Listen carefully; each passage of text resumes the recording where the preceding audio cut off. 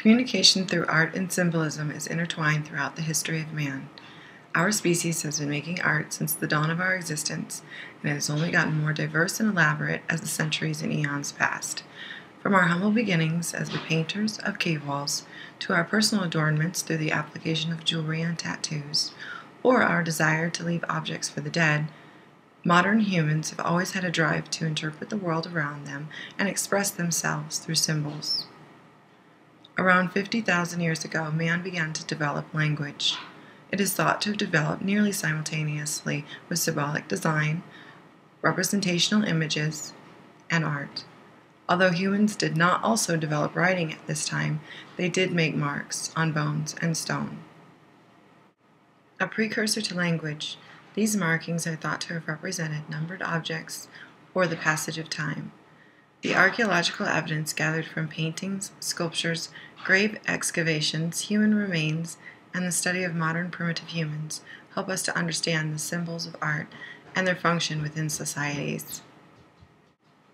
By 40,000 years ago, early modern man was designing and creating several forms of art, and as early as 17,000 years ago had developed techniques that, along with cave painting, included stenciling, engraving, ceramics, and sculpture.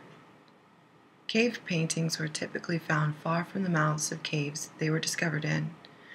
It is suspected by anthropologists that this was because most of the duties and functions of daily life were centered near the openings of caves. The location of the painting, far from the mouth, suggests that the paintings were created for ritualistic or spiritual purposes. Most of the cave paintings found depict beautifully rendered and vividly hued animals. Here we can see some examples of cave paintings from around the world. As you can see, unlike the intricate animals, when humans are depicted, they are extremely simplified and stick-like. Many researchers see this as evidence of the symbolic importance of the painted animals over the more subdued human individuals. This could indicate that the cave art was intended to promote a successful hunt, or possibly to lure the animals to a given hunting ground. Painting may even have been used in ceremony to express gratitude to the game and send the spirits of the hunted animals to the afterlife. Another highly studied form of prehistoric representational art is sculpture. One of the most recognizable types of sculpture of early modern man are the Venus figures of the Upper Paleolithic Europe from 15,000 to 8,000 years ago. These figures are almost always faceless, usually pregnant, with exaggerated feminine sexual qualities such as enlarged breasts and buttocks. They are thought to symbolize female fertility and may have been used in a ceremonious aspect. One such sculpture is the Venus of Willendorf.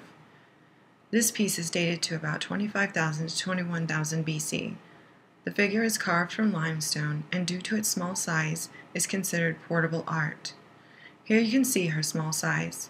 Like many other Venus figures, the Venus of Willendorf has reduced secondary characteristics such as absent arms and a lack of facial features. This is also evidence that the figures are symbolic representations of female fertility, as only the characteristics associated with sex and birth are highlighted. The location where these figures have been found offers further insight into their intended purpose. Unlike many uncovered prehistoric artifacts, Venus figures are rarely found near grave sites. They are usually found in places one would expect to find the busyness and routine of daily life. For example, areas used for sleeping, cooking, tool making, and the production of other items such as clothing or utensils. These are common places to find artifacts. One of the most obvious ways that mankind has shown evidence of abstract thought through symbolic gestures is the appearance of personal ornamentation. Artifacts such as jewelry are linked to a growing sense of identity, social awareness, and stratification within early human communities. Worn objects that have no practical value to their owner offer insight into possible symbolic meaning. Much like personal decorations today, these ornaments could represent social status within a group or reflect a cultural identity. These items start to make heavy appearances around 40,000 years ago in Paleolithic Europe. However, recent findings in northern Africa suggest that bead making could be as old as 85,000 years ago. Shell beads and animal teeth are some of the oldest ornaments found to date. These objects are often found in grave excavations along with rubbed manganese and red iron oxide or red ochre. Pigments such as these were used to mark the body and have been found on the skin of preserved ancient humans. The red of iron oxide is thought to symbolize blood and return to the earth through death. Grave objects indicate that including personal artifacts and marking of the body were part of the death ceremony and evidence of abstract spiritual ideas regarding the afterlife. The painting and decoration of the human body was not limited to symbols of death. The body was also adorned with paint during life, possibly like the artist's rendering of these people here who appear to be making and wearing pigment. Cave paintings show examples of women and men spotted and striped in colors of the earth. This could have been for symbolic purposes or could merely have provided camouflage for hunters stalking game. Other ways that early man decorated his body were through tattooing and scarification. The earliest physical evidence of tattooing is from a mummy dubbed the Iceman. Here's an artist's reconstruction of what he may have looked like in life. The Iceman is carbon dated to 5,200 years old. However, the oldest archaeological evidence for tattooing dates back to 10,000 years or more, to the Upper Paleolithic period. When we sift through the evidence left behind by our ancestors, we see a picture of people that were not so different from ourselves. The people who labored to paint in the dark recesses of caves thought to do so for a purpose larger than themselves. Communication became vital for our socially complex species. As language and culture developed, so did the need for complex forms of symbolic communication.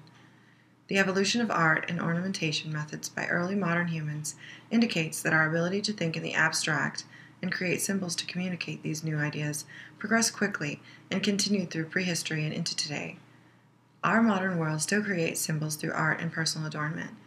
These symbolic concepts are an essential part of humanity's ability to communicate with the world around us.